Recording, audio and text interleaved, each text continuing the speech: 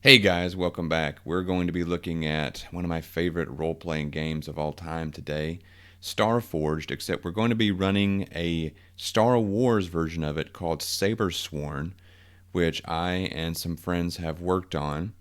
It is basically a modification of what you already know of the Ironsworn slash Starforged system, also using a few other modules, such as the demeanor and motivations. If you're not familiar with the Ironsworn system, it's basically a solo or cooperative game with no GM required. And that may sound strange if you've never done it before, but trust me, it's doable and it's one of the funnest role playing experiences I've ever had.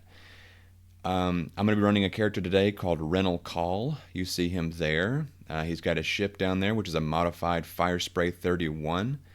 It's called the Fortune Favored. Some of these things I came up simply by rolling on the standard oracles.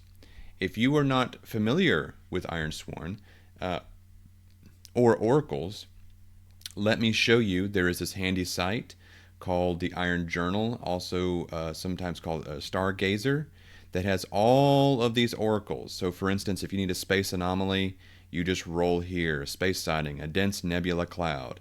If you need a stellar object, you click here, a smoldering star. And if you need to clear the results, you simply go down to this little X here and clear the results. And you can collapse that. I have made a modified and some custom oracles here. You see all these down here are Star Wars related. So for instance, if I need to know a Star Wars race, a planet like their home world, or a territory like Outer Rim or the core worlds, I can click this here and it comes up with human, Coruscant, core world. So this is a 3-in-1 oracle. For those of you familiar with the oracles, this is a 3-in-1. So if I was just looking for a species, I would say human. If I kind of want to know what's a human-dominated world, well, there's Coruscant. But if I could have also rolled this if I just needed a planet. So let's roll it again. Like let's say we're coming to a point where I just need a planet. Like my character needs to go somewhere. He's going to go to Mon Cala. Well, what's Mon Cala? Well, it has core in there. It just shows it has a species there, and it's in the Outer Rim. Let's say I'm giving a mission with a non-specified planet, and I don't yet know where that planet is, and I want to know what territory. I roll here. It's in the Outer Rim. Okay, so I can clear the results there. If I need to know some kind of starship type, so look here, up here is large scale starship and its affiliation. So if I'm coming across something and I don't know what it is, a new starship, and the narrative calls for a starship, and then that whatever that starship is what will drive the narrative, right? Like if it's Imperial, if it's Rebel, if it's a bounty hunter ship. So I could roll this here, and oh, it says roll on new starship type table. We'll get to that in a second. There is a new starship type table down here, so I could roll on that, and it says it's a heavy cruiser, about 200. And it gives all those details. But let's say I roll again and actually get something. Okay, it's a Bothan assault cruiser, typically associated with the Bothan Navy, and sometimes maybe Rebel. The way you read these is left to right. So you're definitely coming across a Bothan assault cruiser here. And then from left to right, it's the most likely to least likely loyalty that affiliation that starship has. So that Bothan assault cruiser is most likely to be with the Bothan Navy. And then it might be with the rebels. So you might roll on the oracle, the even or odds, or the yes or no sort of oracles. But see, I can keep rolling here. There's a Gazanti class cruiser that's basically only ever going to be with the Empire. I could roll again. Again, here's a Cantwell class arrestor cruiser. For those of you who watched Andor, the TV series Andor, the Cantwell class arrestor, that's the cruiser that Luthen narrowly escaped in the next to last episode, I believe it was, where he used that clever ploy, and he made them increase their tractor beam power so that he could shoot all that debris into it, and force equals mass times speed, so he blew up their dish. That's what that ship is there. And again, I can go up here to droid type. What kind of droid am I coming across? Okay, it's a class 5, a simple labor droid. It's a general labor droid. Maybe he's got a buddy with him, another droid. It is a Class 1 small sentience, which is a physical science droid. So it'll tell you what class they are, because in Star Wars there's 5 classes of droid. It'll tell you what their level of sentience, and it'll tell you what exactly they are. If you're looking to come across somebody who knows lightsaber fighting styles, here's lightsaber form table. Form 6, Nyman, Way of the Rancor, Moderation. And it's an extreme task to go up against somebody who has that style. So all these things, all these different things here, races, rare races, homeworld and territory. So here's a table if you come across someone rare. The Yuuzhan Vong, their homeworld is in another galaxy. So if you have to roll on a rare races, like species or races that are rare to find in Star Wars, small scale starships. There's like a B-wing starfighter that's pretty much always associated with the Rebel Alliance. T-47 snowspeeder, atmospheric only, also only known to be affiliated with the Rebel Alliance. So that's all these tables that I have here that I've uploaded myself into Stargazer. If you want to know more about those tables and how you can have them, hit me up in the comments, and maybe I can get them to you or send them to you.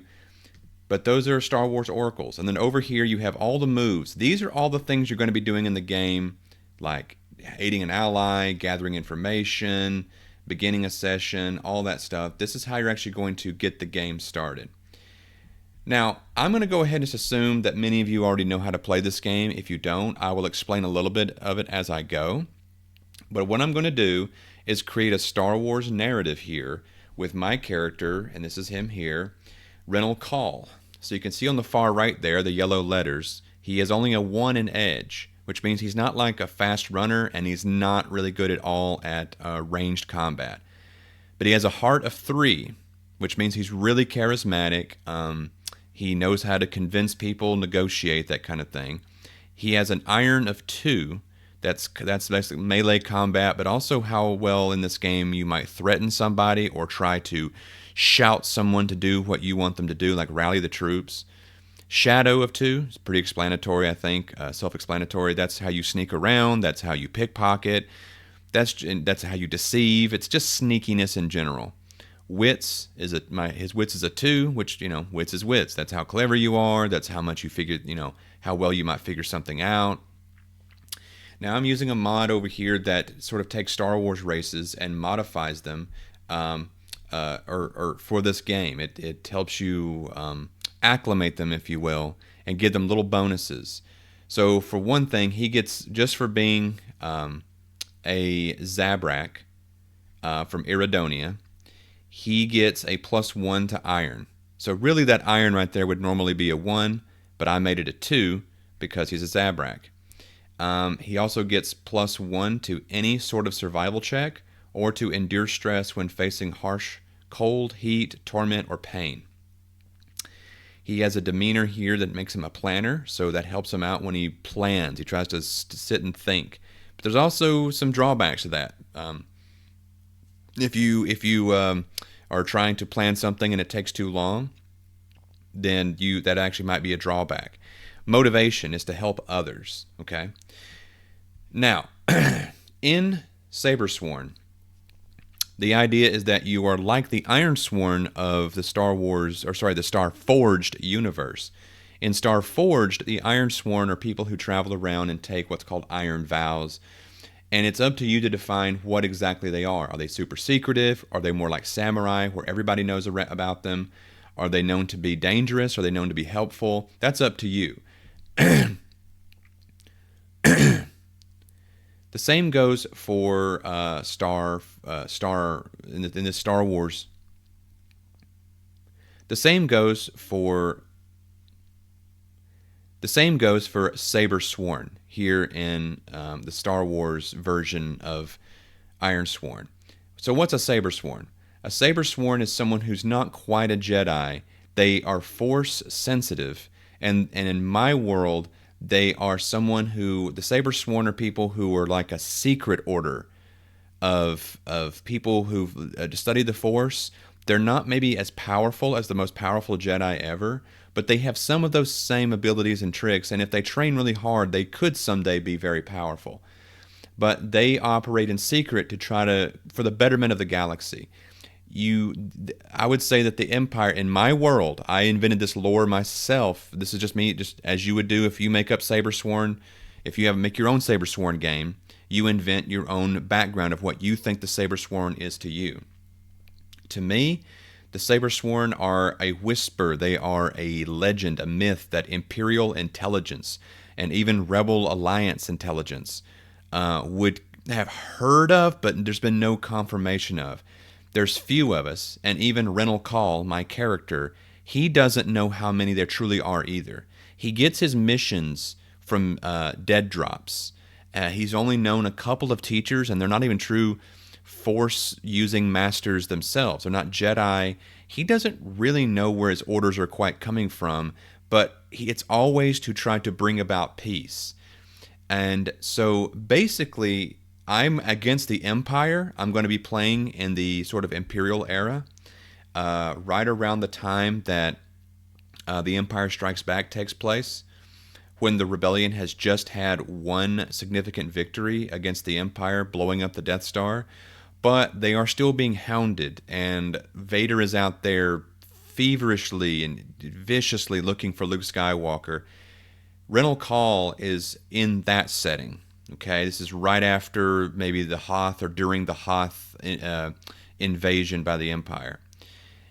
Rennell Call is going to be a person who believes in defeating the Empire, but he's not entirely certain that the Rebel Alliance, once they reform, will be able to do any better, because their leadership is largely made up of some of the people who allowed the Empire to take over anyway, like Mon Mothma and certain political leaders like that. Rennell Call believes that something else needs to happen for true galactic stability, and so does the Sabersworn. They believe that without true guidance, even if the Rebel Alliance is successful, the galaxy will still fall into some kind of terrible turmoil. So there needs to be some kind of transition, and they need to help with that transition. But they do it in secret because they can't let their mission be known. The Rebel Alliance might try to stop them, thinking that, well, if you're not truly on our side, then you must be with the Empire. And the Empire definitely would hate the Sabersworn.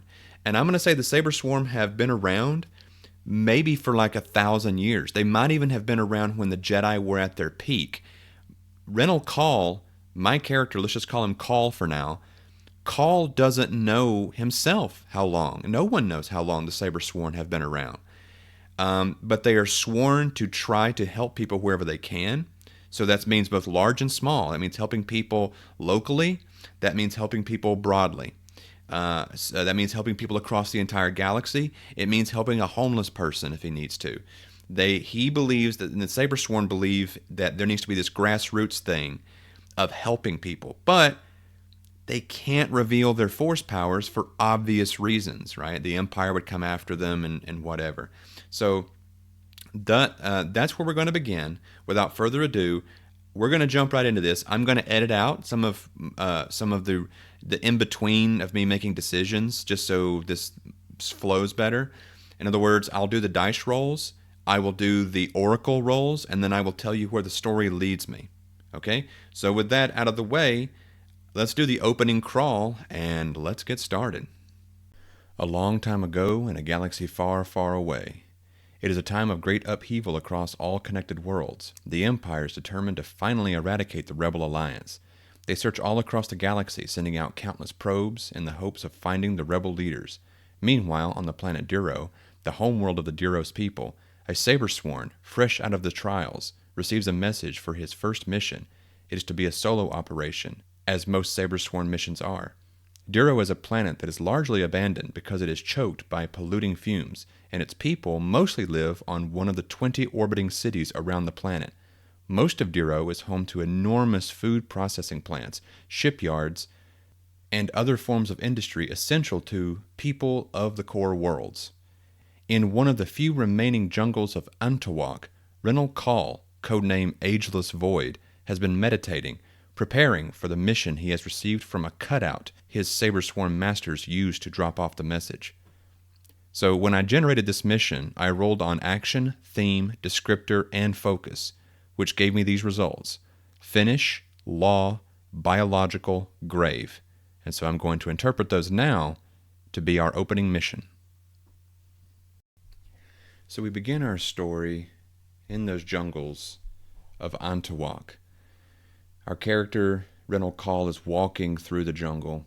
He's been meditating, and he's moving through this jungle that's the last bastion of plant life, one of the few on Diro that hasn't been destroyed totally to waste and pollution and what have you. He looks up at the stars and he can see glints of light that represent one of these 20 orbital cities.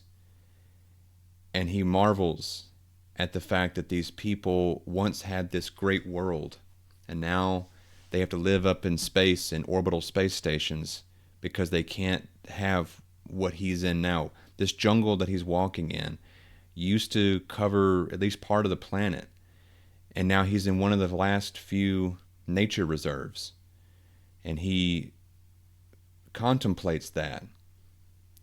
And I think Renal Call thinks to himself that this is a graveyard that he's walking on, that the biology of this planet, the ecology, has completely collapsed. He thinks to himself he would very much like to do something about that. He thinks that everyone should try to do something about that. It's not just on this world either. Other planets have suffered such collapse. And he even thinks of Coruscant. He thinks of that world completely covered in one gigantic ecumenopolis, a city that covers the entire planet. And he wonders how happy those people can actually be there. There are these all these air purifiers that are across the city, but not the whole planet, and not for those people who must live in the sublevels. He thinks of all those people who don't even get to see sunlight because the cities were built up over everything. And they were people born and raised down in those deep, deep bowels of a world city. And Call thinks to himself that there has to be a better way. Yes, even when the Republic, the High Republic, was in control, even before the Empire, people were still suffering everywhere. He thinks there needs to be a paradigm shift. There must be some shift that we all take as a society to help each other, or else you're always going to have those people suffering on those lower levels of the city, or in a world like this, the ones who aren't able to live up in a space station, that have to live in these processing plants, breathing this carbon dioxide choked air. And here he is in this last bastion, right? This last little jungle. And he looks up through these trees that have pinks and greens and purples, and he looks at the twinkling space stations that you can just see twinkling up in space, and maybe the blue flare of a starship's engine exhaust. And that's when he, at the edge of the forest, at the edge of the jungle, as he walks out, he sees a small little device. It looks like a little black box, but he knows exactly what it is because he's been trained for this. So he moves forward this black box that's just right there in front of his path, as if someone just placed it there, because obviously they did, just for him. He picks it up. He knows that it has a vascular ID system. It will only activate for him. And so he activates it. And this is where I'm going to then interpret the finished law part. Let's roll real quick on the oracles for whose hologram suddenly emits from this thing. Let's go over here to our trusty race and homeworld's territory. That's interesting. A hut. A hut.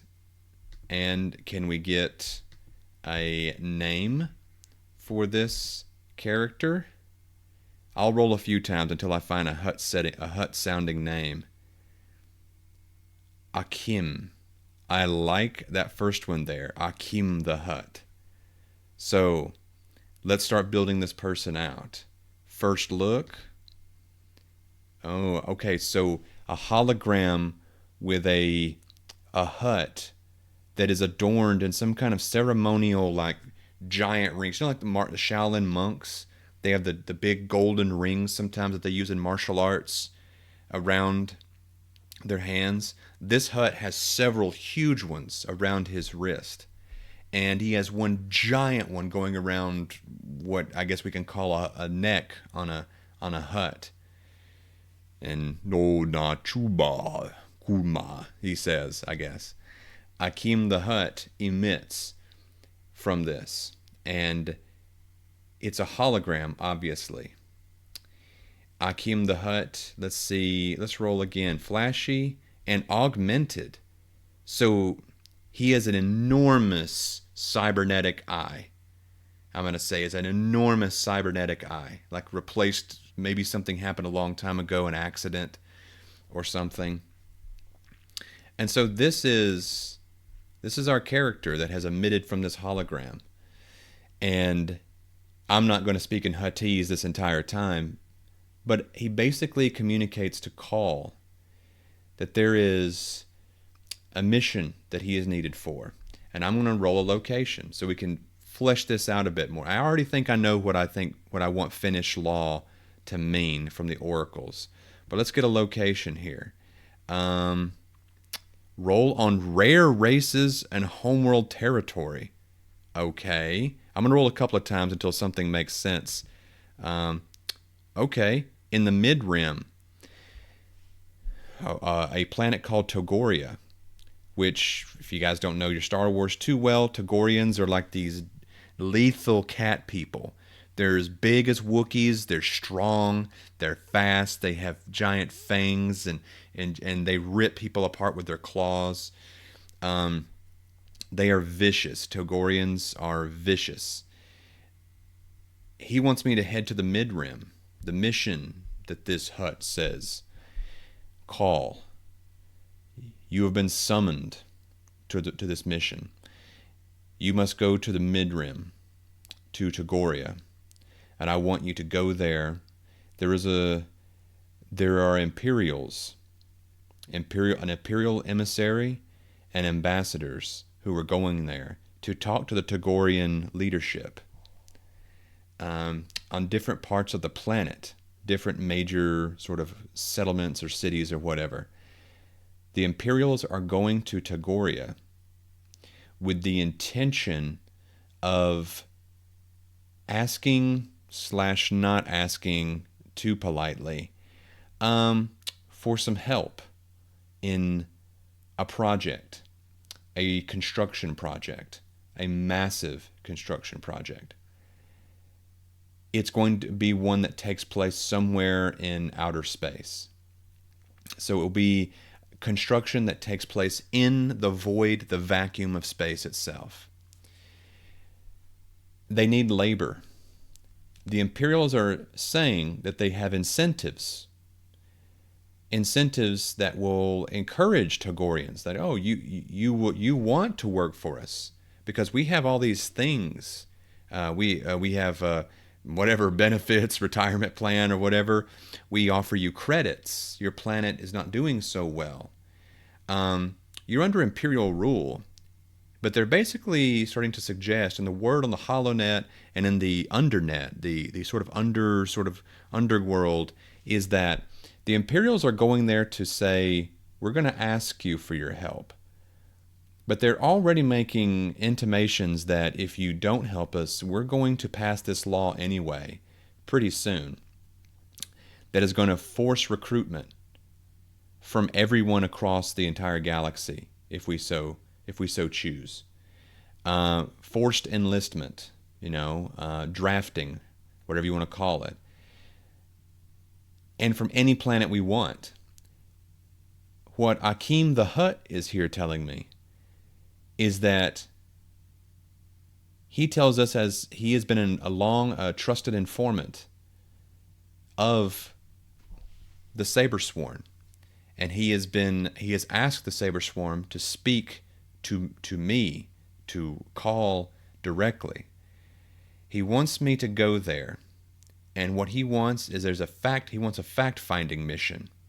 I'm not necessarily going there to cut anybody up, cut anybody to pieces, but I am told that what I need to do is go there, find some information, and I need to encourage some of the local leaders, the Togorian leadership, to resist peacefully and to stall and delay, because the Sabersworn are promising they have a little something extra that'll help you fight off the Empire and make it where they can't forcefully recruit your children, your people. So they're going to send call to communicate this to a Togorian High Council, and let's do a brief fact-finding mission of our own. So here we find something interesting. Togoria is actually close to Kashyyyk. It's in the Kashyyyk region. That's very interesting. The terrain is savannas, dense forests, great canyons, and swamps. Points of interest are the Mudwarg River, the Swamp of Vapors. Societal information. Let's look at its capital city here, Karos. What do we know about Karos? It was the capital city of Togoria. Its permanent inhabitants were all female Togorians and their children, due to the division in Togorian society between the nomadic males and the settled females. Interesting. So this is a city in the jungle, kind of like Kashyyyk. The Wookiees, they have their city in the jungle. So I'm going to be dealing with nothing but females, and the affiliation is called the Women's Clan. Fascinating. Let's look more into the Women's Clan. Okay. So it doesn't have much information on that. Excellent. That means we can make up as much as we want. There's nothing in canon, either new canon or old canon. We can invent as much as we want about the people of the Women's Clan, who basically, I guess you go girls, they run Togoria. Okay. So now back to our mission. That gives us a bit of context, right? A bit of context about what this world is like. By the way, that was Wikipedia. I'm sure most of you know all about that. You can just go to Wikipedia and look up any planet, any city in Star Wars, and it will tell you anything you need to know to keep your story moving along. So I've been told by this Hutt, Akeem the Hutt, to be very careful, and that I am there to go meet. Let's do another name generation real quick. Let's go to character, and we're going to roll until we find a female sounding name. Let's find Lux, or Lux. Ooh, I like that Lux Finn there. Let's say that's a combination name. Yeah. Okay. So here's what we're going to do. We're going to put in our notes, Akeem the Hutt has sent call to meet with the Women's Clan, ruled over by Lux Finn. I'm just gonna combine it so it looks kind of neat there, like a Star Warsy name. The female matriarch. I think she'd have to be an older lady, right? A gray-haired cat lady with maybe one fang missing or something. One of her front canines chipped and broken. Okay, so that's it. All we need is those notes there. Now, where are we going? Well, I am going to take my ship here. Now, if you guys want to take a look at some of my assets here in Starforged and in this Sabersworn version, it's very little has changed in terms of how you start off. I'm starting off with a starship here. So you get your starship. You just start off with, it's a multi-purpose starship. It's suited for interstellar and atmospheric flight. It can comfortably transport several people, has space for cargo, and can carry and launch support vehicles. Okay, my other that's what's going to get me through space. I have these assets here. We'll go over later if I need them, but I have what's called Force Enhancement, Saber Prodigy, and Devotant. So I'm a Devotant of the Force. I am a Saber Prodigy in the style of Ataru, and looking towards getting in Sarisu. And I have something called Force Enhancement. But right now, we're going to board my ship. And what does my ship look like? So I rolled this randomly before the game even started, and that's why I made it there. It's a Fire Spray 31 patrol ship, which is exactly the ship that your favorite bounty hunter, Boba Fett, flies around. Mine is called Fortune Favored. I think my character got this at a deal through some contacts with Sabersworn. So his Sabersworn leaders and masters, who we can get into later. Again, this is neat. This is like any other role-playing game we can play to find out. In other words, we'll play to find out later who my master was, who taught me, who gave me this saber that's in my hand that you see, who taught me how to use it, who taught me in the Force. And so I belong to a secret society. We have no permanent uniform. Not like the Jedi where we wear the same thing. I could be looking like a nobody in the streets one day, like a homeless person. I could also look like you see me there, maybe wearing some kind of traveling kind of ceremonial garb if I need to. My character is meant to be a spy of sorts. And so I'm flying a modified Fire Spray 31. Now, in this game, when you undertake a journey, let's go over here, and we're going to call this journey, I think it's just troublesome. So you have different levels here: troublesome, dangerous, formidable, extreme, epic. I think this is only going to be a troublesome trip because I'm going from an established world, Duro, to another established world, Tagoria. And by established, I mean that they're not some weird world that I'm having to invent that's off the beaten path or like in the unknown territories. I think there's probably a decent trade lanes. If it goes near Kashyyyk, then I'm probably near some decent trade lanes. I'm going to say it's troublesome. But you know what? Just in case, I want to say that, well, the Empire's out there, right? The Imperials are, they're out there making blockades. They're out there doing, whatever. So we could roll. We could roll to find out what, odds here. We call it Ask the Oracle. So I could roll here to Ask the Oracle. If there's a small chance, you see the odds here? This is like rolling a D100. You see small chance, unlikely, 50-50, likely. I'm actually going to say it's likely that the Empire has blockades just out there right now, especially near Tagoria, where we've just said that they're trying to recruit people they're trying to force Togorians to become forced labor to build something in outer space, some kind of project in outer space. Will it be the second Death Star? I don't actually know yet. I will play to find out. There may be something else that comes up. But I'm going to say it's likely. And if it comes up, yes, I'm going to upgrade it from troublesome, my journey from troublesome to dangerous. This is just a choice I'm making on my own. This is how you play this game. It's what you think makes sense. So I'm going to roll likely. Yes. So it's yes. So if you see over here, I'm going to upgrade. I'm going to make this a dangerous, and I'm going to call this journey to Tagoria.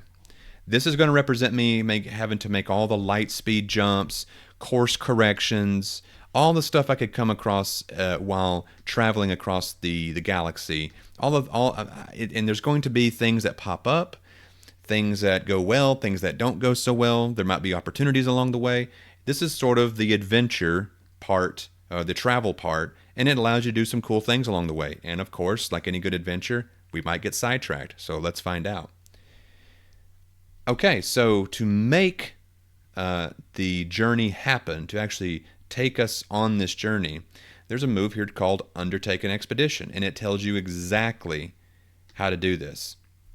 So it says here, when you trailblaze a route through perilous space, journey over hazardous terrain, and you can follow me here if you want to read it as I do it, or survey a mysterious site, give the expedition a name and rank, which we've already done that.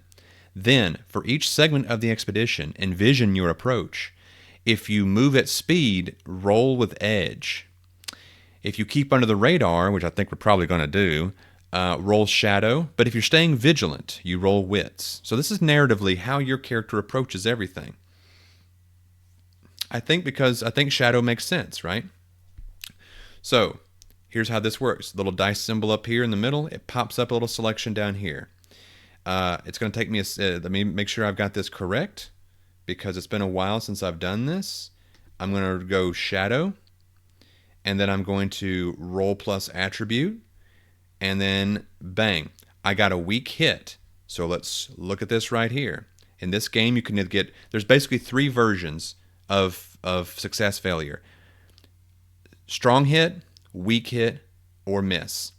All 3 of those can add to it sounds simple, like 3 options, right? But each of those can do so many things. So I got a weak hit here. It says, on a weak hit, as above, but this progress costs you. Okay, so on a strong hit, you reach a waypoint, envision the location, and mark progress per the rank of the expedition.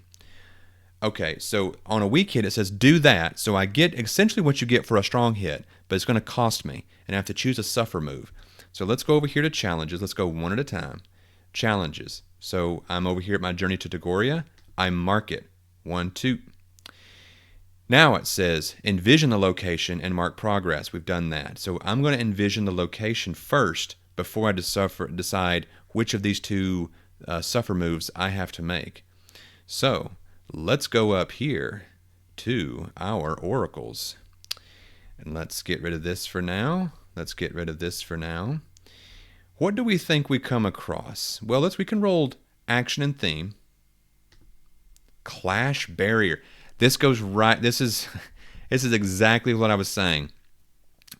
An Imperial blockade. I think there's a clash happening here at a barrier. There's an Imperial blockade.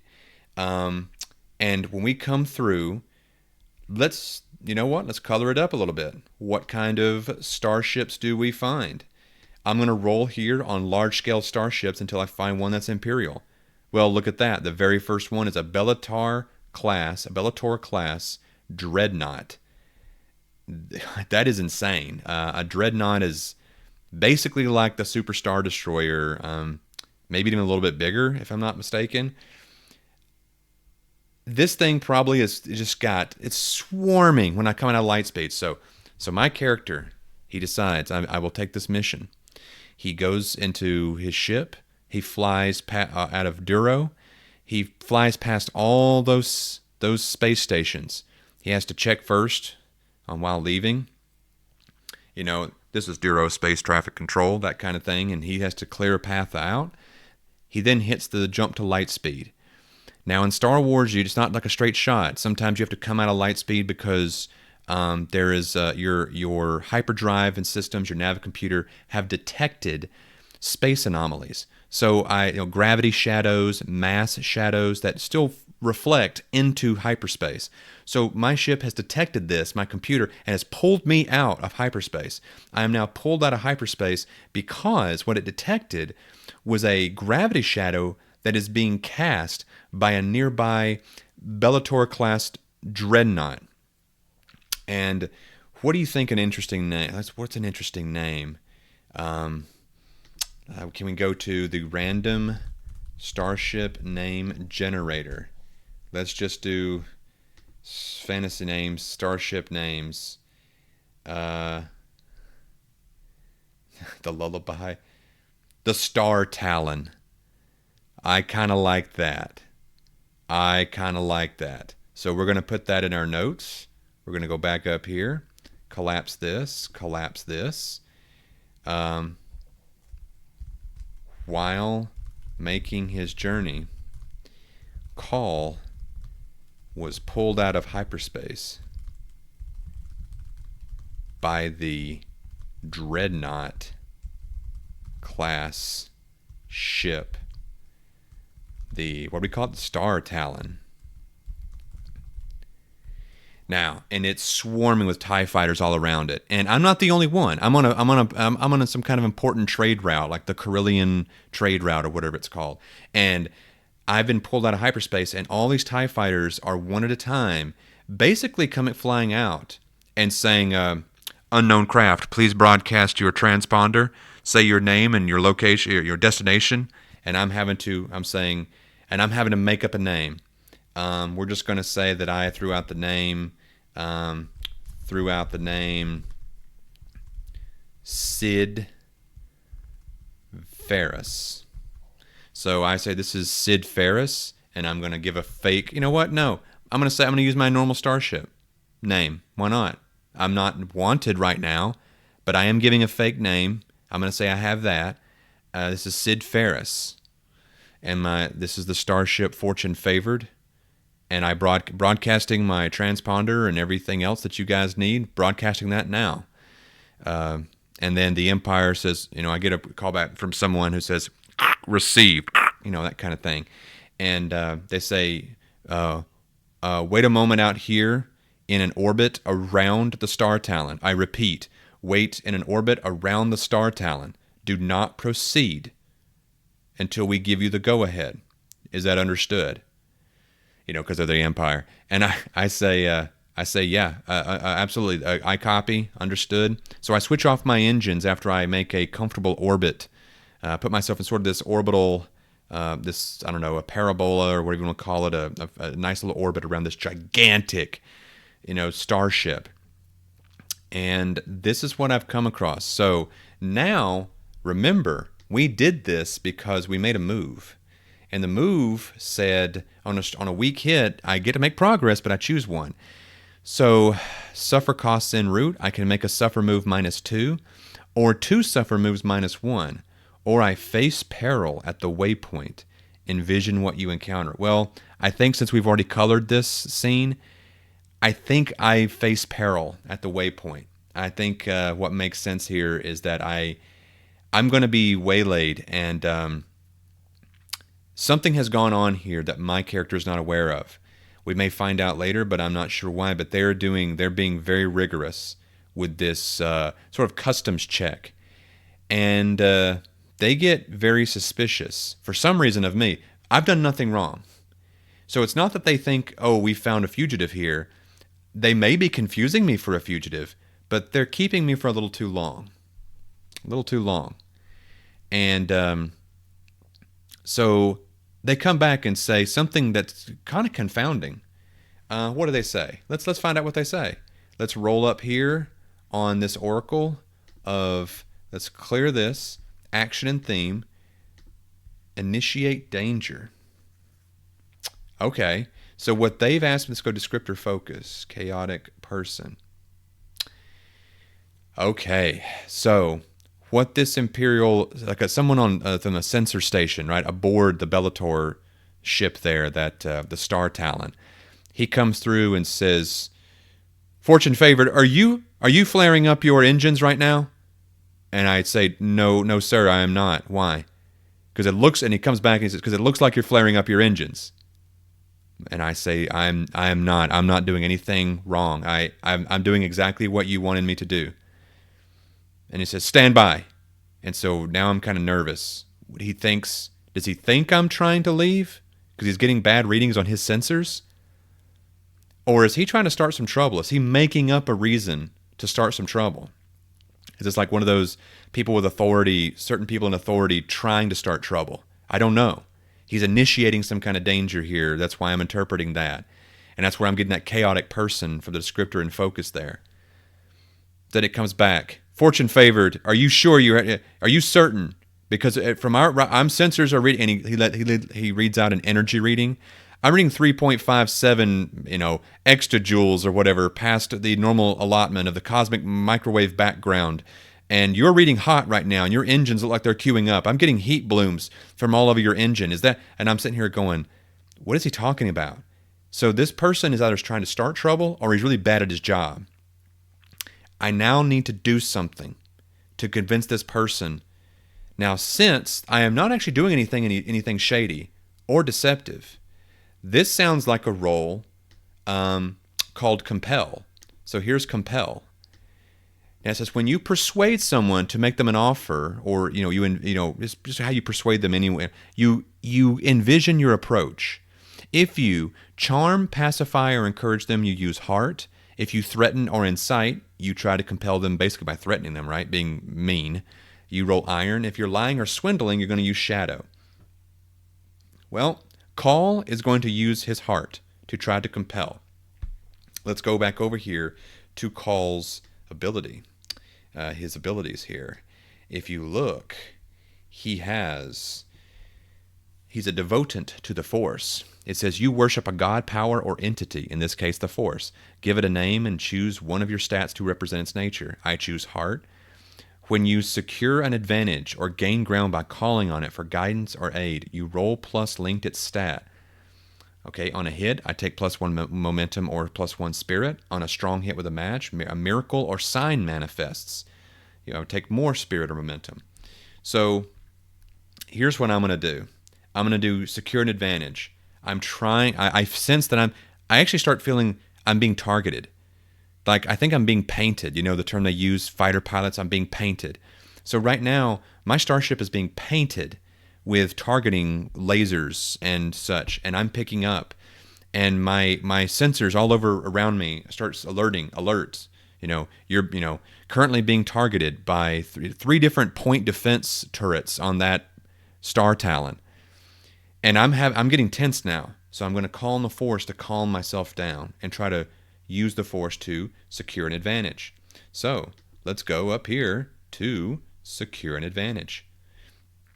When you assess a situation, make preparations, or attempt to gain leverage, envision your action and roll. Okay, so I'm going to envision myself. I am doing this securing an advantage. I'm going to use heart. And I'm going to call out, okay, I got a weak hit. So let's look at what that says. On a hit, you succeed. On a strong hit, you take both. On a weak hit, I have to choose one. I'm going to choose to take +1 on my next move. But because I did that, look over here at this little devotant thing. It says on a hit, I take +1 momentum or +1 spirit. I'm going to go up here and take 1 momentum. For those of you who don't know how the game is played, briefly, momentum helps you get better dice rolls in the future. So you can go all the way up to 10, and it helps you cancel out any D10s that are below that target number. So that would help me negate. So you want to get that momentum up. It's a way of ensuring some successes later. But I get a +1 on my next move, which we decided was going to be compel, correct? And I'm using heart. So here's what I'm going to do. I'm going to roll again. So this time, let's get rid of this. I'm still using heart, but see over here it says adds, and I'm going to tick it up 1. So I'm heart +1. Let's hope this does it. Here's what I'm going to say first. Let's see if it even works. I'm going to say, I've called on the Force to calm my spirit. I'm trying to get myself under control here and not panic because I'm being targeted by multiple turbo laser turrets. I then say, sir, I'm talking to the person now who's targeting me, and I'm talking to the sensor specialist. I can assure you, if you think I am doing something wrong here, then I welcome you. I welcome you to put me into a tractor beam, but please stop targeting me. And I can assure you that I am doing nothing wrong. I assure you that please check your sensors again. And please, I'm not trying to be a scruffy nerf herder here. Can you please ask a senior sensor specialist to check your readings again? Because I think you're getting a bad reading on me. Let's see what happens. I got a weak hit. So what's a weak hit do on compel? On a weak hit as above, which means on a strong hit, they'll do what you want or agree to conditions. I take another momentum, which is great, but it was a weak hit. So it says, but their agreement comes with a demand or complication. Envision their counteroffer. I think he takes my offer of keeping me locked down in a what am I trying to say? A tractor beam. He says, all right, pilot. Fortune favored, I'm going to put you stay right there locked down. All of a sudden, my whole ship shudders. It shudders. And I am locked down into a tractor beam. I'm going to roll now to see if this does anything, if something else happens. I'm going to roll action theme, And then maybe I'll roll on probability as well. Overwhelm advantage. Okay, I think I have an advantage here.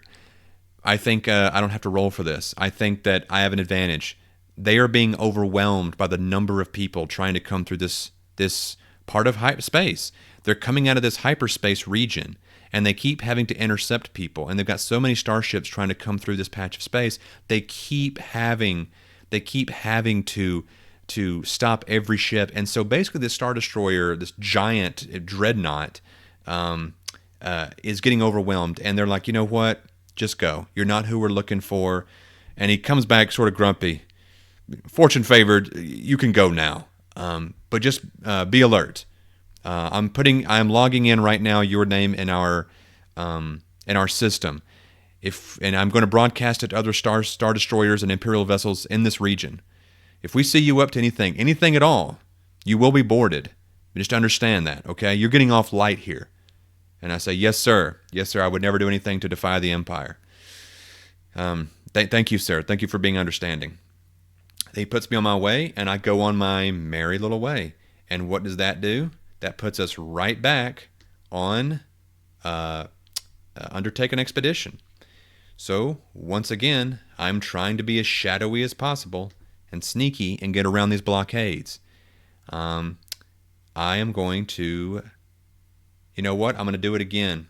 I'm going to call upon the Force.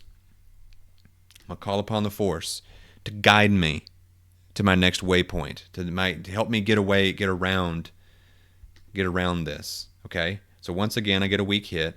This time, I am going to... I'm going to go to, since it was a secure advantage, I'm going to take the 2 momentum. Because momentum is pretty special in this game. Momentum has saved my butt more than a few times. All right, so moving on. We are trying to do this expedition. I am going to roll Shadow because I'm being sneaky, and I'm using the Force to help me, like Obi-Wan Kenobi when he's running around the Death Star, trying to use the Force to misdirect, except this time I'm trying to sense danger so that I can stay away from it. I got a strong hit. Excellent. So, first strong hit of the game. On a strong hit, you reach a waypoint, envision the location, and mark progress per the rank of an expedition. So this one, you can give this flavor if you want, and we will, just to show you how it works and what's going on here. But I get to mark progress. Let's go over here. So I've marked progress. I am almost halfway to Tagoria, the place I'm trying to get to, right? So I am going to roll the oracles again to see. Just let's roll. I'm gonna roll action theme. Oh, interesting. Defeat Alliance. Well, you know the first thing I think of is Rebel Alliance. I'm gonna go down here to space and look for a sighting of some kind. This makes total sense. A debris field of metallic wreckage. Oh, and it also asked me to look for a stellar object. Okay, so let's roll in a stellar object. This is so interesting. So, my character, we envision this. We come out of hyperspace, right? I come out of hyperspace.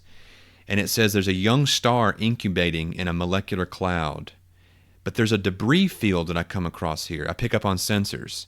And I tell my computer to use long-range sensors and pick that up. What is that? Is that Imperials? Am I being ambushed by space pirates? What's going on? No. It turns out that it's a debris field of metallic wreckage. And then I very carefully fly towards it. And it's a Rebel Alliance ship. Now, here's the interesting thing. When you undertake an expedition, this is really going to show you guys some. I can explore a waypoint, guys. This is tempting. I can explore a waypoint here. It's a Rebel ship. I can see a Rebel. Let's define ship. Let's go to oracles. Is this roll until we find a? Let's go to starship, and let's see if it's how big. We're going to roll until we find an Imperial. or sorry, a rebel. We're going to roll a Nebulon B escort frigate. I found a destroyed Nebulon B. That's, if you guys don't know, at the very end of The Empire Strikes Back, when Luke is getting his hand, his artificial hand reattached.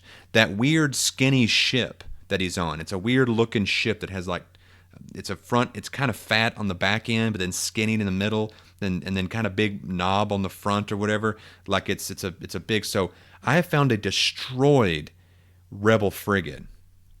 Is my character curious enough to do something about that? Do I want to explore that waypoint? Well, yes, I do. I think my character, I could get something out of this, something here. So what it says, if you want to explore a waypoint, you roll plus wits. Okay, I'm gonna do it. Even though this could lead to bad stuff, I'm gonna do it. But I'm not gonna do it before calling upon the Force. I'm gonna secure an advantage. Please, I'm asking the Force to keep me free of danger. If there's any like pirates hiding nearby or anything, please don't. Please, I'm asking the Force to show me the way. Okay, I got a weak hit.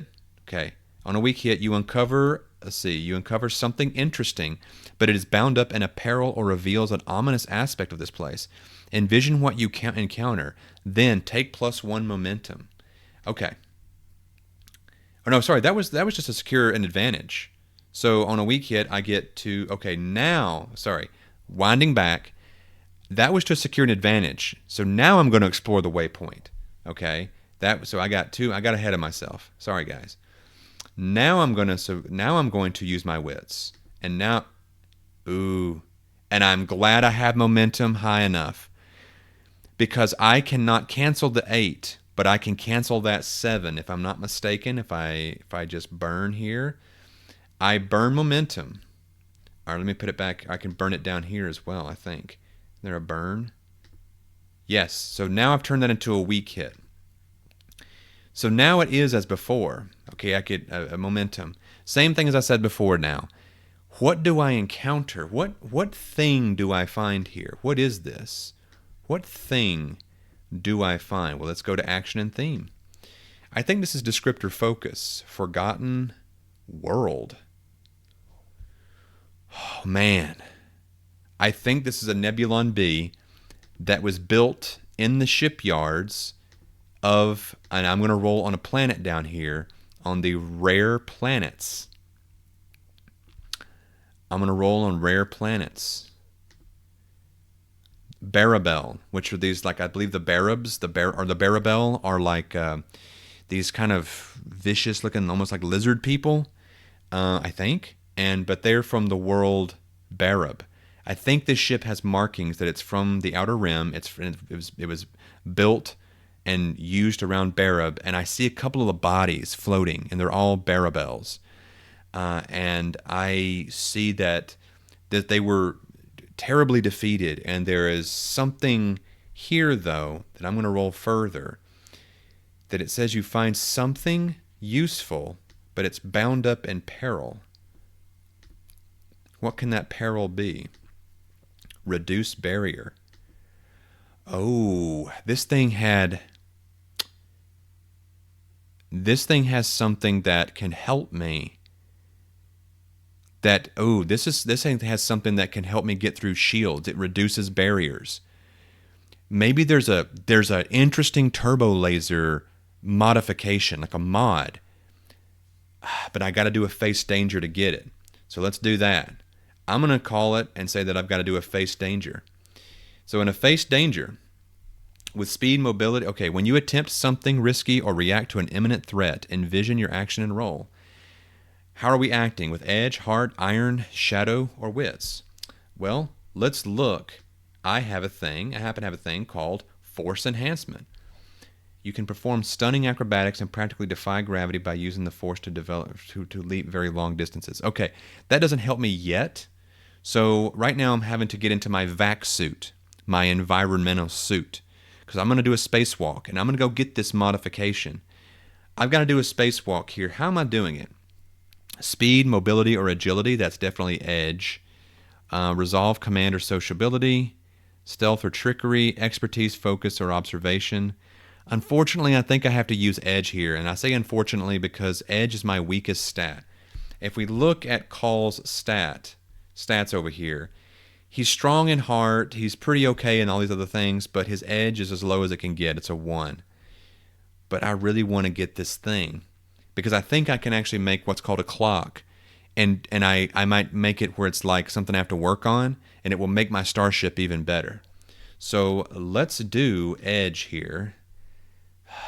I'm going to call upon the force again. You know I got to do it. I got to call upon the force, and I got to miss. So what happens when you secure an advantage, but you get a miss? You fail or your assumptions betray you. Pay the price. All right, you guys are going to see me pay the price here. Pay the price is a very interesting narrative tool. It's got all these things that can go wrong. I basically just roll pay the price, and it says something of value is lost or destroyed. So, while trying to summon the force, I think something happened. I'm going to interpret this as something I spent too long trying to tap into the force and find it, and it was elusive. And while it did, I wasn't paying attention to my sensors, and a random piece of this ship debris that's been orbiting all this junk debris field gets lodged in one of my port systems. And I'm going to say that it causes me a damage. So now let's look up here at my starship. Anytime you take starship damage in this game, you can take 1, 2, or 3. So that goes for both starships and yourself. And it's all relative, right? So something that would do 1 damage to a starship, might do 2 or 3 damage to you as the individual. I'm going to say this is just chip damage, so I take a little bit of damage here.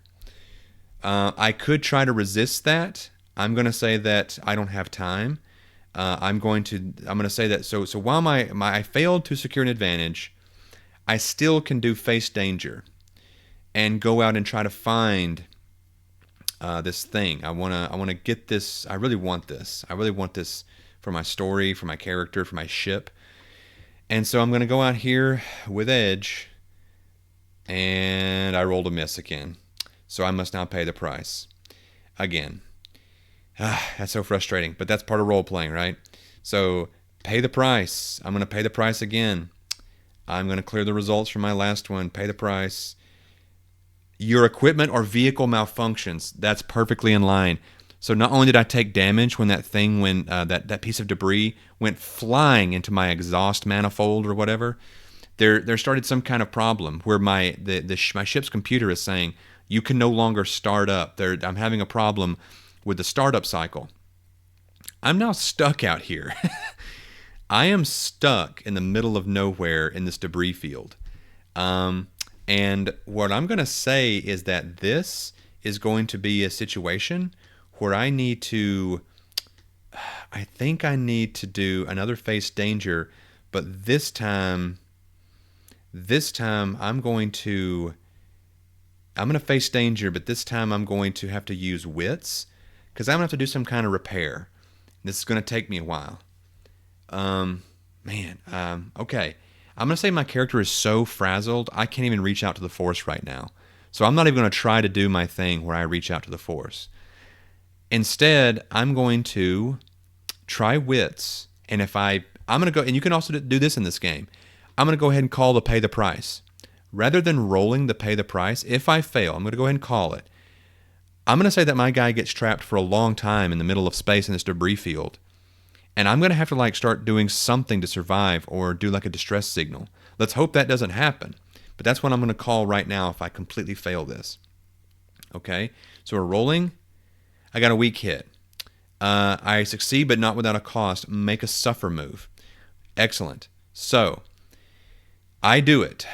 I succeed. I do the thing. I get nothing really extra for it, but I am now fixing. It takes me a full day to get in my vacuum suit, go outside my starship, go through all the exhaust manifolds and all the exhaust ports and try to pull this debris out, all while looking around and making sure no more debris hits me or punctures my spacesuit.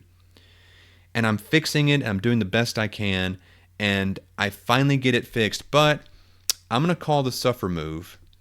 I think What makes sense is, of course, my spirit. So my spirit goes down. Now, let's look at suffer moves. What's a suffer move? Well, anytime you take any kind of health damage to your health, or damage to your spirit, so you take, you go down here and make a suffer move. Now, this is called endure stress. Now, let's look at it here. When you face mental strain, shock, or despair, you suffer -1 spirit for minor stress, -2 for serious, -3 for major. If your spirit is 0, you lose momentum, blah, blah, blah. Okay, so we're going to roll now. It says then if your spirit is 0, okay. All right. You roll plus spirit or heart, whichever is higher. So I get to choose which is higher. Right now, my spirit is even higher than my heart. Now let's go over here because I'm a Zabrag. It says I get +1 to any sort of survival check or to endure stress when facing harsh cold, heat, torment, or pain. None of this is heat, cold, torment, or pain. Is it a survival check? I don't think so. I think survival, like in the woods or something like that, or trying to survive finding food. So we're going to say I don't get that. I'd like to get that, but if I'm being fair, I don't think that's what that means when I gave myself that. So unfortunately, I have to roll endure stress. Oh no, wait, sorry, that's the wrong thing. I need to roll plus my spirit here. I'm going to roll. My spirit is 4. Let's hope this works out. I got a weak hit. Okay, so let me fix that. So then what do we got? On a weak hit, it says, if you are not shaken, which I'm not, I may lose 1 momentum in exchange for 1 spirit. Otherwise, press on. Do I want to lose a momentum just to gain 1 spirit back? I don't. But so I'm just going to choose to go with it. So then my other choice is I can just roll with it. So I finally fix my ship. Do I dare try again to get this weapon? Do I dare try again? I think my character knows he needs to get on his mission. Chad, the player, I want him to get this thing, but to keep in mode with his character, he's got a mission to get to. He's a Sabersworn. He's got to go. He's going to move. So let's go on to the next expedition, undertake an expedition. We're going once again with Shadow. And we're going to roll here to see what happens, and it's a miss. What happens? Oh, man. I'm paying for all those successes I got, because here those. On a miss, you are waylaid by a crisis or arrive at a waypoint to confront an immediate hardship or threat. I do not mark progress, and I instead pay the price. Okay, I'm going to pay the price again, which means we're going to see what it says, and then I'm going to interpret what that means. A surprising development complicates your quest. Ooh, okay, I think that means I have to go up here and roll on action and theme. Let's go up here. What is the complication? Boom, boom. Deflect wealth. What could that mean? I came out of hyperspace. I didn't make any progress. Deflect wealth. I see. Oh, I know what this is. Pirates. I think pirates are in this area.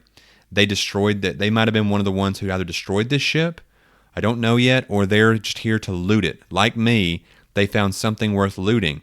But now they also found me here alone. And I probably look like a tasty morsel to them. So they probably think that they can take me over, they can take me out and take what they want from me. And I think the deflect part is I'm saying that they want the wealth, and I think that they want to deflect, they're trying to deflect me from taking what they see as theirs. So I think what they first do is they appear on sensors. I then think I get pinged before I even quite know who they are. Suddenly I'm being painted. And I don't know, again, I don't know if this is the bad guys. This was if they destroyed that Nebulon B frigate and left the debris there for me. I don't know. So here's what we're going to do. What we're going to do is I think my character assumes automatically that this is pirates. Just the way they're pinging, maybe their flight formation, something's weird. They're not pinging as Imperials. They're not like a planetary patrol. They're out in the middle of nowhere along with me, and they've already painted me. Why would they do that, right? And they're not asking for help, so it's not like there's an SOS, like they need help. So I think what my character is going to decide to do is a little trickery. I'm going to broadcast as if I am with the Empire, and I think that I am rendezvousing with them, and that another task force is right behind me. I'm bluffing. I'm going to bluff. This is definitely a face danger. I don't know if I can use the Force for this. It's a deception, but it's for a good cause. So yeah, I'm going to say that I can. It's not. I don't think it's dark-sidey to tell a little lie here and there. Can I get a little help from a miss with a match? Okay. Here's what. Okay, a miss with a match. That means the 2 D10s that I rolled, the 2 challenge dice, matched. So not only did I miss, but when you get a match in this game, it means something interesting happens. If I had passed with a match, it would be something interesting to my benefit. Something extra. Now, but I got a miss with a match, it's something interesting with a drawback. I reached out to the Force. That was a secured advantage. What do I think happens? Let's roll up here on the oracles. What happens? Me reaching out to the Force. Investigate home. Okay, so not only... Okay, we're finding out stuff about my character now, probably. I'm reaching out to the Force, but I get like mixed signals, like across wires or something. I see a vision that may be from the dark side or a dark side entity. I don't know. It shows me home, and for me that's Iridonia. And suddenly, I don't know what this means yet, and I'm going to put this in my notes. I get a strange vision. Something about these pirates and my homeworld of Iridonia, and I see flames. I see children running. I see people in pain. I sense their pain. I think these pirates did something truly awful to either a city or a settlement, either at Iridonia, my homeworld, or if I don't know, maybe the moon's around there, something. But these people did something bad, and I feel like me reaching out with the Force instead showed me something even more dreadful. That's what they've done in the past, or that's what they're planning on doing in the future. And I feel like the dark side, or a dark side entity perhaps, taunted me with that. The dark side pushed me away, and it's taunting me right now, and it's clouded my judgment.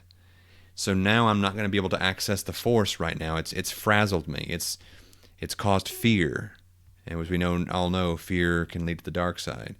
So I think I'm going to have to do this face danger by myself without the help of the Force here. So here's what I'm transmitting. We'll see if this works. I'm going to be tricky about it. I'm going to say, Alpha Gamma Echo 187, is that you? And I'm going to wait to hear if they reply. And I think that they don't reply. And I say, again, Alpha Delta, whatever I said, 187, is that you? Come on back. The rest of the task force is on their way. At 187, is this you? Is that you? And I'm waiting. I'm trying to make them think that I am a scout ship for a much, much bigger Imperial fleet. And I'm even going to draw on what I saw before.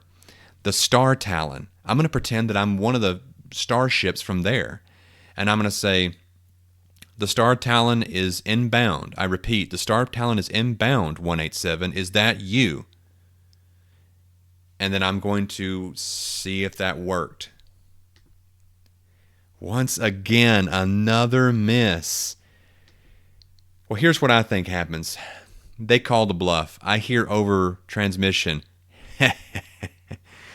We know you're alone, fortune favored. He says the name of my ship, fortune favored. Obviously, like it's a very dark joke, because fortune has not favored me today. And now I'm about to enter a starship combat. So you guys are going to get to see what that looks like right now. Here we go. Okay, as we saw, here's my character, Renal Call, and that's his starship down there. Remember, I'm just in that little fire spray 31 there. Just like Boba Fett's ship, it's not a super impressive ship. And I think these pirate ships coming towards me are there's probably like a frigate, or like a small freighter, and like a couple of small starfighters. Let's go ahead and ask the oracles what exactly is coming at me. This will let me know how to set the difficulty for the combat. This will let me know if these bad guys are really, really bad guys. So let's go down here to let's go to small scale starship affiliation until we come to one that says like smuggler or bounty hunter, and it can be random stuff because these are pirates. They steal, right? So we have a droid tri-fighter, which that's what's from the Trade Federation. Remember the droids from the prequels? Flew those things. So I've got a Trade Federation starfighter coming at me. Okay, they have some kind of Comarch class starfighter, which is from the Mandalorian Wars or something, right? And then let's roll until we find like a freighter. There we go. A YT-24. So basically, or 2400, I should say. A YT-2400. That's what this ship here is. If you look at these images here, that's a ship from old canon. I don't know if they've brought it into new canon yet, but it's well, I don't need to. You guys can see it. It is. It's like the Millennium Falcon, kind of. Okay, so I'm gonna say the pirate leader and his team are probably in that YT-2400, right? But he's got a droid tri-fighter, and what did we say? A Mandalorian starfighter. So these have been repurposed. They don't belong to these pirates. They didn't buy these. They stole these from somewhere and reconfigured them or whatever. So, yeah, I think that puts that at a pretty difficult level there. So what we're going to go do now is we're going to go over here to challenges. We're going to set a new one, and we're going to do we're going to call it either, it doesn't have to be to defeat the pirates, but do we want to defeat them or run away? I'll just put deal with the pirates. And I think, unfortunately, this is at least dangerous. It might even be formidable. I'm going to take it easy on my character, just like I would if it was a player's first session and I was GMing. I'm not going to throw the hardest thing in the game at you. So I'm not going to. Formidable gets to be kind of hard for a beginning player. I don't have any NPCs helping me out. Those are called like allies. I don't have those yet. I've not leveled up enough with any kind of assets, and this is the first session. So I'm gonna take it easy on my guy here, just starting off session 1. Doesn't make this dangerous. All right, so let's look at how a combat starts, shall we? Let's close this up, and we're gonna go down here. So you see all these things down here. We got called enter the fray, gain ground, react under fire. These are all ways to deal with a bad guy, but the first thing you do is enter the fray. Now, this is as close as you get to those of you who play games that have like rolling initiative. This game doesn't have initiative really. It more has like positioning. Are you in a good spot or a bad spot? And they call it in control and in a bad spot. So you want to be in control, and then the narrative flows from there. I'm going to enter the fray here. And it says, when you initiate combat or are forced in a fight, you envision your objective and give it a rank. If the combat includes discrete challenges or phases, set an objective with a rank for each. Okay, so if you are on the move, like that means basically I'm trying to like maybe run away or escape, that's edge. Facing off against your foe, that's heart. That's like face to face, like you're in a duel or something, right? If you're in the thick of it at close quarters, that's iron. Preparing to act against an unaware foe, that's shadow. It's like an ambush. Caught in a trap or sizing up the situation. I think that's what I'm in. I'm caught in a trap here, and that's wits. They've trapped me. They've pretty much trapped me. So I'm going to roll plus wits here, and we're going to find out what that means. So wits. I'm going to try to call on the force here. No, we decided before that I can't, right? Because I got interference from my fear, and I can't tap into the force. I'm still kind of a fledgling force user, and my fear has overcome me. So I'm putting that on myself as a narrative thing to drive this forward. Who knows? You guys might watch me get captured in the first session. I don't know what's about to happen. I got a weak hit. So on a weak hit, it says I can choose one. Either take +2 momentum, or I choose to be in control. Those are choices, because momentum is so good in this game. But being in control is really where you want to be in combat. It lets you make so much more progress. I'm going to say my guy is just going to seize, not a momentum. Momentum, I think, keeping narrative-wise, I don't have momentum. So I'm going to say control. I'm going to try to gain control. I'm going and okay. So I've entered, and I'm in control. Now, what can I do when I'm in control? It says, when you are in control, you can take action in a fight to reinforce your position or move toward an objective. Envision your approach and roll. I'm going to negotiate or commanding. I am going to gain leverage with force or through or making a threat, hiding or coordinating a plan. I'm going to then try to make a plan, because guys, look at my character sheet. I'm a planner. Look there in the top right. My demeanor is a planner. You tend to ponder all options and all possible courses before making a decision. When you make a plan to solve a problem and make the first step to follow it, so I can only do this one time, on my first step, I'm going to add +1. So I'm going to add +1 to a roll of wits. And let's just hope that I don't keep missing here, because this has been sucking here in the past couple of minutes. A strong hit. Thank you, force. That's the thing. Okay, on a strong hit, see, on a hit you stay in control. On a strong hit, I choose 2 of the following. I can take 2, I'm taking 2 momentum. I could get +1 on my next move, or I can mark progress. I'm going to mark progress. And now I get to narrate why. So I'm dealing with the pirates, right? And I'm planning here. I'm planning this out. I don't have the force, but I do have a brain. I'm my own character. I can reach within and try to calm myself as best I can. I'm taking 2 momentum because they come towards me. They're laughing at me. Fortune favored. I turn away really quickly. I'm flying away as fast as I can, but I'm looking at that debris.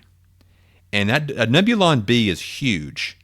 I think I can move into the debris, and I'm going to switch off my engines, and I'm even going to put my helmet on of my spacesuit and switch on my life support inside my suit. Why? Because I'm going to turn off my life support on my starship. I'm turning off all systems on my ship. I'm pulling a Boba Fett. I've got the perfect ship for it. Remember Boba Fett in The Empire Strikes Back? I'm going to hide in the debris field, and I'm going to try to juke them out. So I've flown and woven through there. So I've made a little bit of progress. They've kind of lost me. So I've gained ground. So for the moment, they've lost me. I could gain ground again, or I can try to strike them. I don't want to shoot them. I don't want to give away my position. I'm going to try to secure an advantage. I'm going to try to secure an advantage here. And all I'm going to try to do is use wits to observe and look around. I just want to see if I can find something that's helpful. I got a weak hit. If I'm not mistaken, on secure an advantage, on a weak hit. I can choose 2 or get plus. I'm taking the 2 momentum. So what do I think I see? I'm going to envision something real quick through the oracles. Let's go descriptor focus. Blighted reality. That's strange. Now, if something doesn't make sense, maybe roll once more. But blighted reality, I'm going to go ahead and interpret that. Actually, I think I can use that. I'm looking around using observation, right? My wits. I think that Call looks around and he sees that the way there's a distant star, a dying star, and it gives off this weird white light, and it casts these strange shadows across the wrecked, destroyed hull, pulled apart of all these components. And I can kind of see how they orbit, because in space everything orbits. Like a small object will orbit a large object even as they travel through space. These components, this ship is torn apart. I'm going to orbit and try to follow the shadows of this blighted reality, if you want to call it that. I'm saying that my character is finding the illusions, something about the way the it all works and everything the way things look here. And I'm going to try it again. Now this time I'm already in hiding. So I'm going to hide / prepare an ambush / misdirect. So I'm going to use shadow.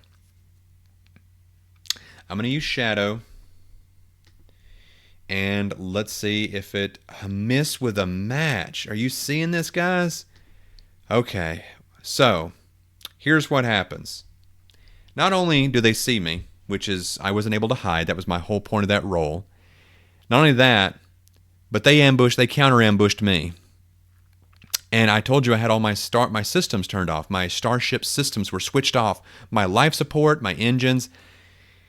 And so they just got right behind me. And now I think I have a problem. That I can't just gain ground right now. Unfortunately, I have to also face a danger. Because I think they hit me with a magnetic grappling hook. And to get out of it and twist my ship and move around, I'm going to have to do some piloting here. Unfortunately, that means using Edge. Edge is for mobility, agility, and all that kind of thing. It's for speed of any kind. Speed running, or speed like pulling your gun out really fast, or speed of how fast you fly a spaceship. Edge is just a catch-all term for speed, mobility, and agility, whether it's vehicular or on foot or whatever. I got a miss. So I am now grappled. I think that this means that now I'm going to roll. I think I have several things that have to happen now. I am grappled and they are attacking me, which means I have to fight back. I have no choice. I want to gain ground, but unfortunately they're making me fight them. So I am now grappled, and I don't think I can get ungrappled unless I get like a pretty good hit here. I'm going to say react under fire. And what was it when I rolled the... Yeah. So I am now out of control. I have lost control. I have to clash. It's called bad spot. When you are in a bad spot and fight back against a foe at close quarters, roll plus iron. When you exchange fire at a distance, roll edge. Well, we're now close quarters. We were because of the grappling hook. So, I am going to have to roll iron here, and let's just hope that my character can do something about this. Okay, a strong hit. On a strong hit, mark progress twice. You overwhelm your foe and are in control. That's a good roll to get. That's okay. So look over here. I'm marking progress twice in my thing here called Deal with the Pirates. So I think I tried to get free. I couldn't. But I think that I was savvy enough to look around, and when I pulled away, I didn't get free of the magnetic grapple, but I pulled enough slack that I could kind of twist around and aim my forward-facing guns back at them and surprise them with how I was able to turn around. And yeah, I think I even used some of the debris. I purposely flew in a little bit to the debris a little bit to bounce off of it. Like, it was very dangerous, but I did it, and my ship bounced off, and it helped me turn around a bit more, and I fired directly at them, and I fired into that YT 2400, and I fired into it, and then I think I'm still grappled though because I want to get free. So I'm calling it that I have to do another face danger. I don't want to do it, but I'm calling it on myself because I think I need to. That's how I can get free. Or you know what? No, now that I'm in control, no. Now that I'm in control, I can gain ground. Let's attempt to gain ground, which is kind of the same thing, but for combat. But let's try it. Coordinating a plan, studying a situation, gain leverage with force, powering through or making a threat, charging into action, negotiating, maneuvering, fleeing. I'm going to try to say I'm gaining leverage with force. I'm going to try to fly away and as you know, in another direction and yank. Well, that's probably maneuvering still. Unfortunately, that means using edge. I don't like it, but it means using edge. And I get a weak hit, which is okay. On a hit, you stay in control. On a strong hit, choose 2. On a weak hit, choose 1. So I'm in control. I'm going to mark progress again. I'm doing pretty good here, actually. I didn't think I was going to be doing this good for all those misses I was getting. I could choose to do something decisive right here. This is called take decisive action. That's when you think you're close, and I could roll to see if I'm done here. So I have 8 out of 10 of these boxes completely filled. It's risky because in this game you could totally roll 8s, 9s, and 10s and still fail.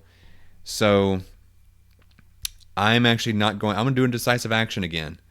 I've broken free of the magnetic clamp. I'm going to try. You know what I'm going to try? It says in gain ground I can actually negotiate. You know what I'm going to say back to them? I'm going to say, pirate vessel. You now know why they call this vessel fortune favored. And I'm going to say, I'm going to tell them, if you want to talk about this, we can. I'm willing to let this go if you are. You've done your damage, I've done mine. We've both taken our licks. What say we try again, and we both try again another day, and live to fight another day. So I'm going to use negotiation. I'm going to use heart. And I'm going to get a weak hit. So I can mark progress. And now, if you want to see how this works, if you've never have before, I'm going to roll the dice here. You see this little dice button? I'm going to roll 2 challenge. Basically, this game does it for you, but I'm rolling 2 challenge dice, 2 D10s, against what I've got here, which is 10 boxes. The only way I can fail this is if I roll 2 10s. Watch me do it. Did I roll it? No, I got a weak hit. I rolled 1 10. I rolled 1 10. Whew, but I got a 3, so a weak hit. So on decisive action, on a weak hit, you achieve your objective, but not without a cost. Roll on the table below or choose one. If the fight continues, you are in a bad spot. Okay, let's see which one makes the most sense, or I may have to roll here. It's worse than you thought. I can make a suffer move of 2. The victory is short-lived. A new peril or foe appears. You face collateral damage. Something is lost, damaged, or broken. Others pay the price. Others won't forget. You are marked for vengeance. It gets complicated. The true nature of a foe or objective is revealed. I'm gonna make this interesting. I'm gonna roll randomly. Ooh, it says others won't forget. You are marked for vengeance. I'm gonna say the pirate captain says exactly that. Fortune favored. We got your ship profile. It doesn't matter if you change your name, says the pirate. It says, we won't forget this. We're coming for you. We will find you. And I say, good luck. And I get free enough that I can hit my Navi computer gives me the coordinates. Boom, I jump to hyperspace. So, what is that important for now? Going all the way back to our notes, guys. Going all the way back to our notes. And making note that we made enemies of pirates flying a YT 2400, a droid tri-fighter, and a Mandalorian starfighter. I'll just put I managed to damage them, and escape their magnetic clamp. Okay, and now we are back, guys. We're back on track. Whew. All right, that was a big diversion there from our explore. I chose to explore it, the waypoint, and look where it led me. Sometimes it leads to great stuff. Sometimes it leads to terrible stuff. So I got just a little bit of damage on my vehicle there from some debris, but I'm okay. Now I think I can use the force again to call upon it. I'm going to use the force. I used it just then to take some advantage. I get a little bit of momentum. I am now undertaking a journey. I am especially using Shadow now. And it's a miss with a match again. Now here's the thing, guys. If something is getting a little too crazy, this game allows you don't need to be so hard on yourself. A miss with a match just means something bad happens. I get waylaid. I'm going to pay the price, right? And that will color it. And then something else a little bit extra also happens. So I'm going to roll pay the price. The environment or terrain introduces a new hazard. Interesting. Okay. This patch of space, I come out, and there is a star that is going nova. And it's giving off all kinds of radiation. Not so close that I can necessarily see it, but a star doesn't have to be that close to give off crazy radiation, right? It could be millions and millions of miles away, hundreds of millions, a billion miles away. And if it's going nova, it will give off crazy radiation. So my sensors are going crazy, and my Navicomputer pulled me out of hyperspace. Now, what's the extra special thing here? I'm going to give it a little bit of... It's because I rolled... That's what happened with Pay the Price, but it was a miss with a match. So something extra happens. Eliminate corruption. Guys, I think the same dark side user that gave me that weird vision of my planet before visits me in my sleep. While I have to wait like a whole 2 or 3 days for my Navicomputer to sort things out. I'm just adrift in space. Maybe I'm trying to make repairs on my ship. And I take naps here and there. One night I'm in my bunk and it just comes to me, right? This image. And I think this eliminate corruption is I have to eliminate this corruptive force, at least for now. So what I'm going to call this is a face danger. I think my character, something comes to him in his sleep. A voice that is neither masculine nor feminine. It speaks in a strange voice. I'm going to see if it speaks. I'm going to do an oracle here. Does it speak like, I'm going to roll on humans here, like races. Does it speak like, it speaks sort of like a Solistan.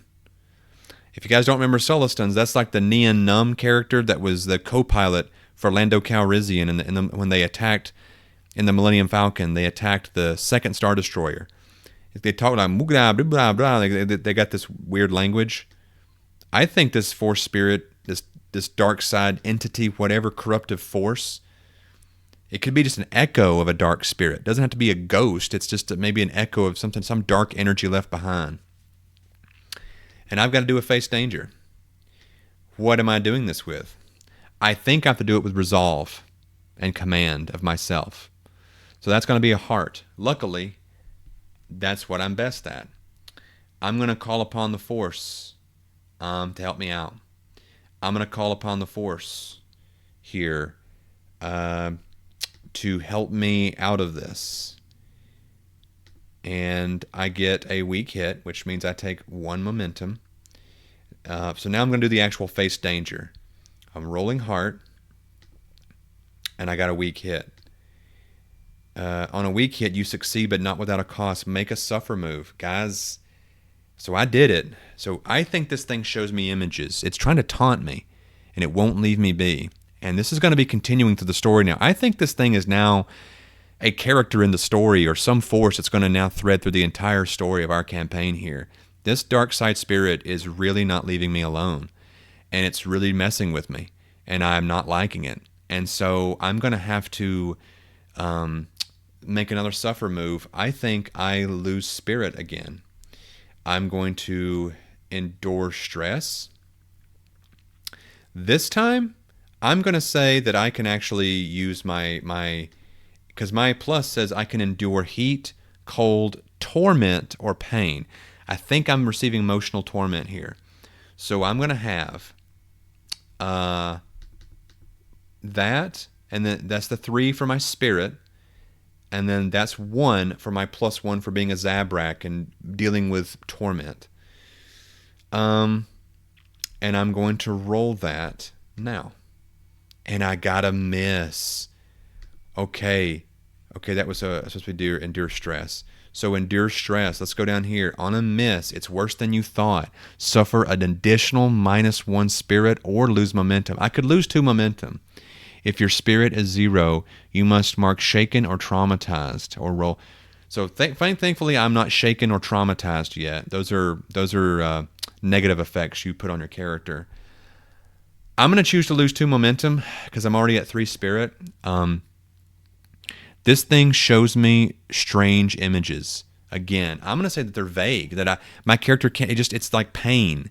It's people screaming. Kind of. I feel like my character sees himself swimming in a dark ocean with no lights, nothing, not even stars above him, no moonlight, nothing.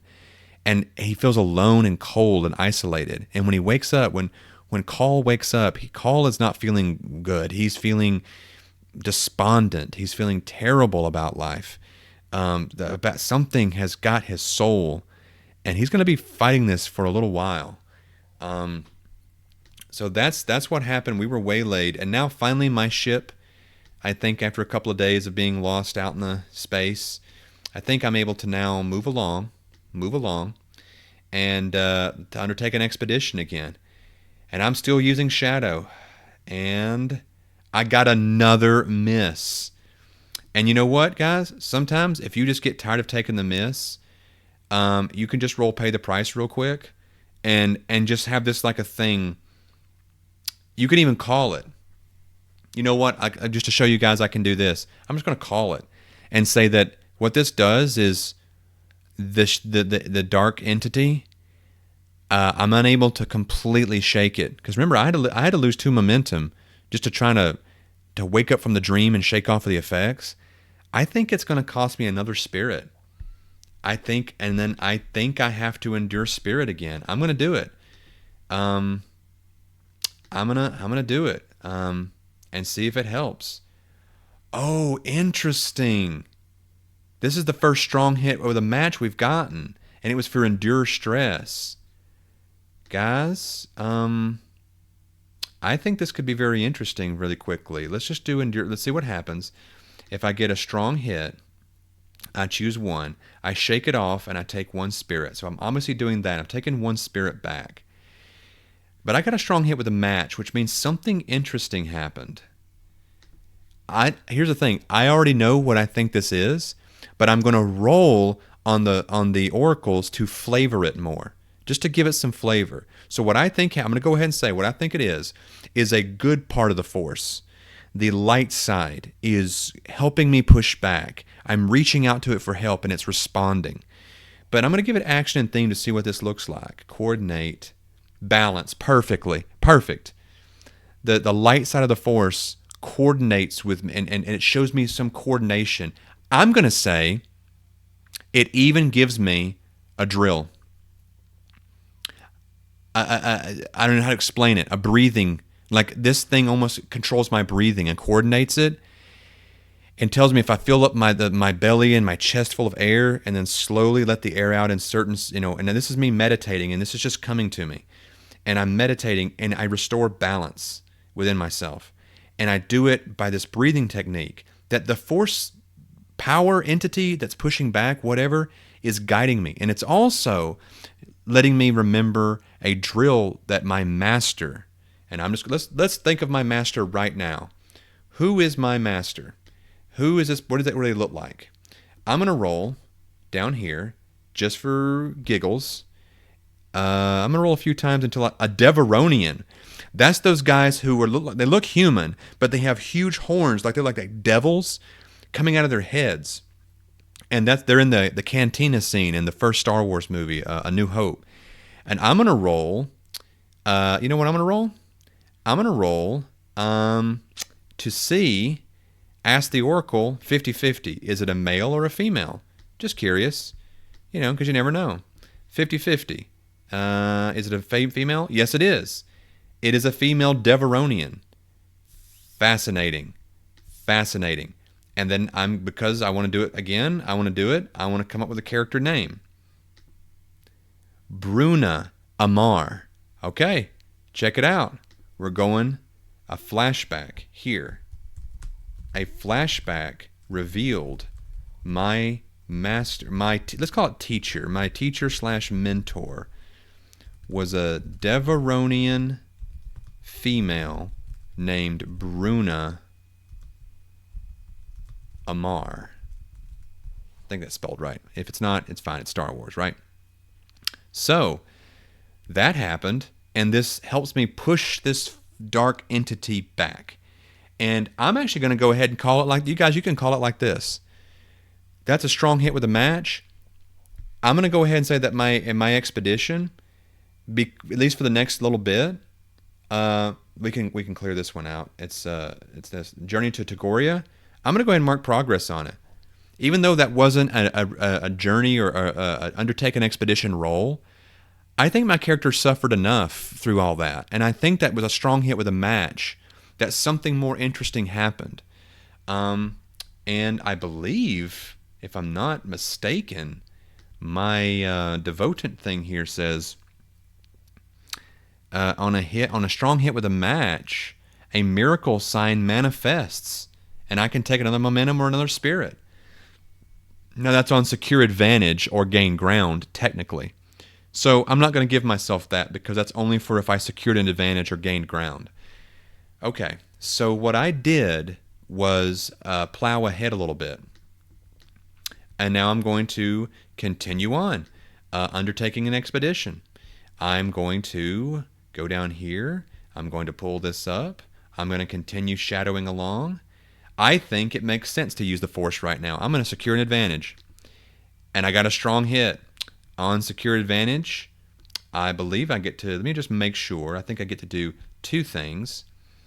I get 2 momentum, yes, and I get to make +1 on my next move.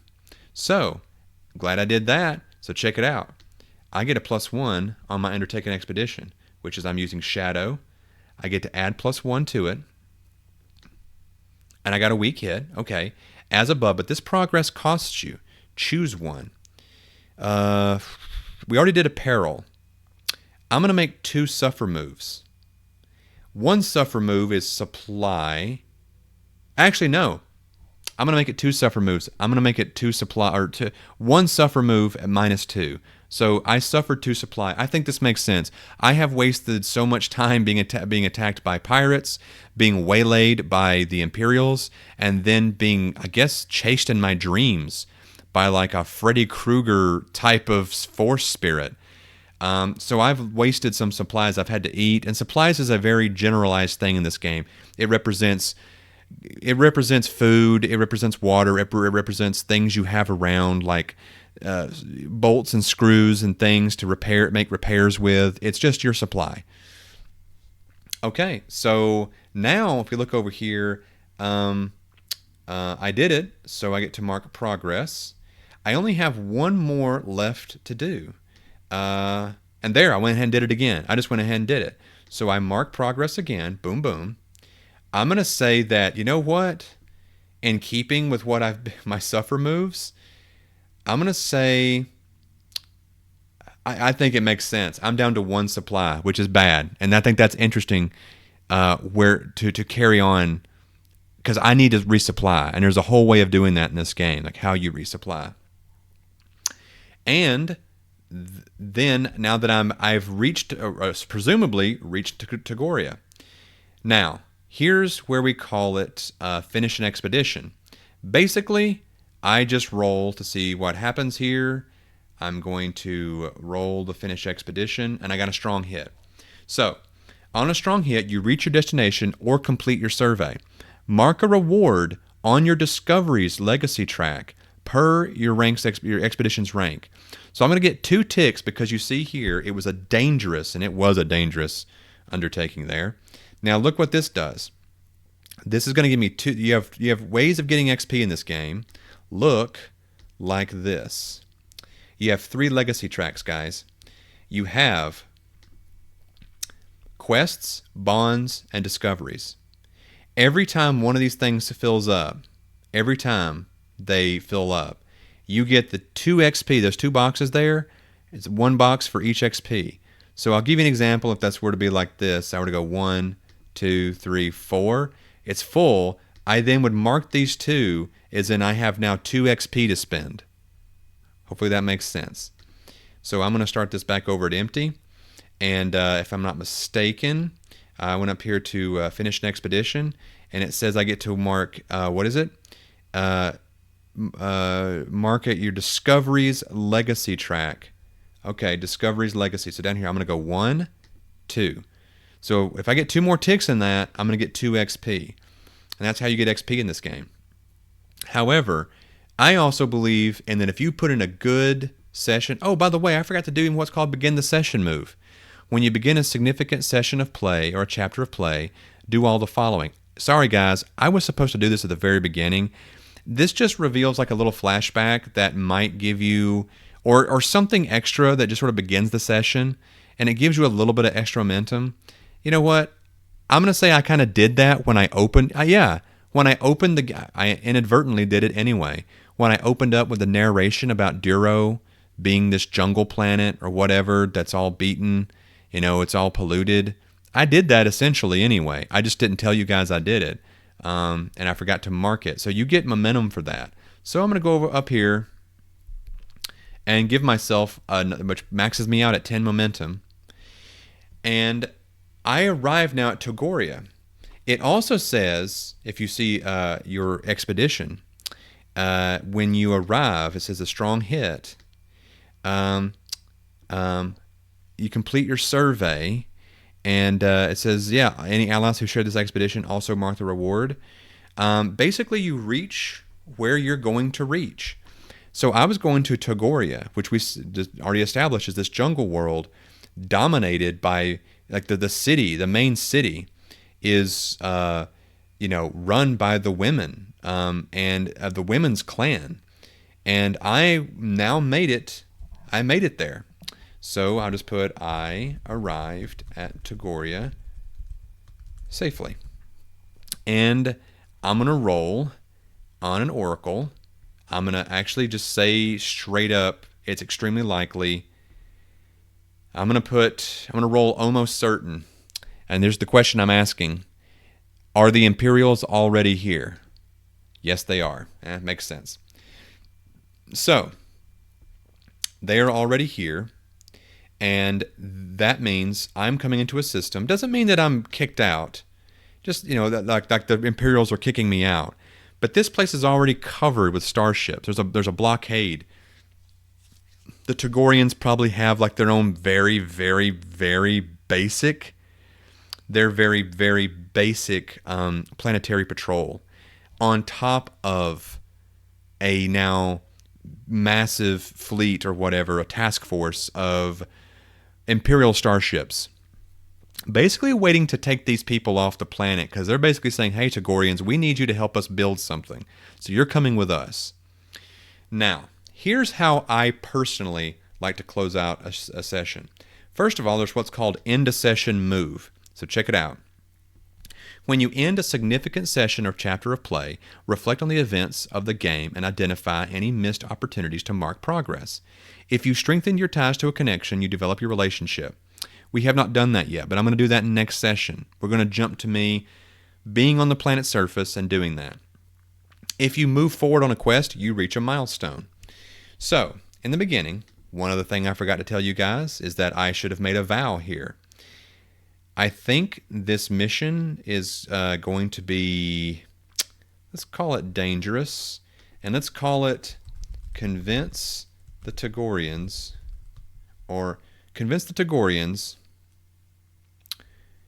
to convince the Togorians that they have other options. Let's put it that way.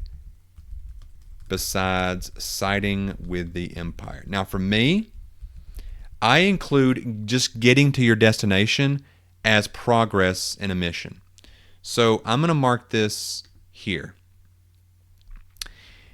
But now that I've gotten here and found out that and you can do this, I found out that the Empire is here, I'm going to actually change this to a formidable.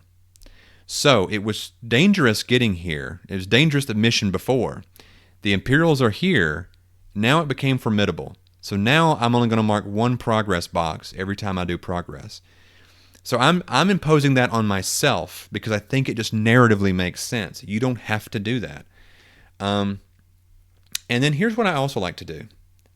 This is just me, I give, at the end of a session, I give myself, and if I'm playing with other players, I think it's perfectly fine to go to your character and just put in your notes or put somewhere that you earned 1 XP. That's just my opinion. You don't have to play that way. Some people want to play the base game wherever they want. I'm going to put in my notes here, I have 1 XP to spare.